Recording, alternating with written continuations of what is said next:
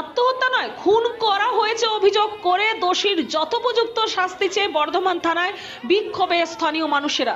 সোনিয়া আত্মহত্যা করেন, তাকে খুন করা হয়েছে এই অভিযোগ করে বুধবার বর্ধমান থানায় বিক্ষোভ দেখাতে থাকে শহর বর্ধমানের বাদশাহী রোড এলাকার স্থানীয় মানুষেরা অভিযোগ করে বলেন এটা আত্মহত্যা নয়, সোনিয়াকে খুন করা হয়েছে, তাই তার খুনের তদন্ত চেয়ে দোষীর যথোপযুক্ত শাস্তির ব্যবস্থা করুক পুলিশ।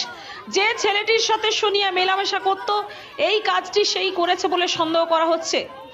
উল্লেখ্য, 10ই জুন সোমবার বর্ধমান শহরের বাদশাহী রোড এলাকার পরিত্যক্ত জঙ্গল থেকে একটি অল্প বয়সী মহিলার ঝুলন্ত মৃতদেহ উদ্ধার করে বর্ধমান থানার পুলিশ। মৃত মহিলার নাম সোনিয়া দাস, বয়স আনুমানিক 22। তিনি বর্ধমান শহরের ঘুমটি ফটক এলাকায় থাকতেন। তারপরে আজ বর্ধমান থানার সামনে বিক্ষোভে সামিল হন এলাকার সমস্ত বাসিন্দারা।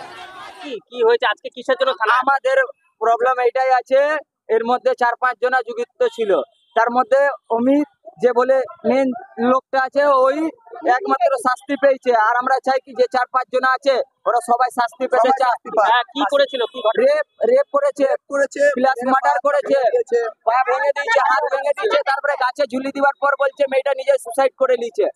তার আগে মেয়েটার সাথে ওর ভালোবাসাও ছিল, তার আগে সবকিছু জুড়তে ছিল অমিত যে এর সাথে 4-5 জন আছে।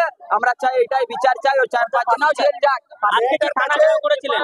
হ্যাঁ, আমরা থানা ঘেরাও করিনি, আমরা কমপ্লেন করতে এসেছি যে আছে যেন সবাই শাস্তি পায়, এটাই চাইছেন?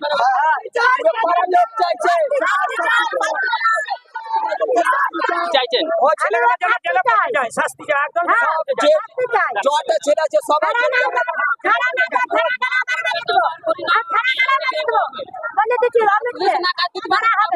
জেলে পচে যায়, যারা যতগুলো ছেলে ছিল এখন ছাড় না হয়। অমিত মেরেছে? অমিতই মেরেছে? আমার না পায় নাই খুঁজে, শেষ পুলিশরা খুঁজে বার করেছে, পুলিশরা খুঁজে বার করে। আপনার আমার মেয়ে আপনার মেয়ে? হ্যাঁ, আমার মেয়ে সোনিয়া দাস। পূর্ব বর্ধমান থেকে পাপাই সরকারের রিপোর্ট, নূতন ভোর।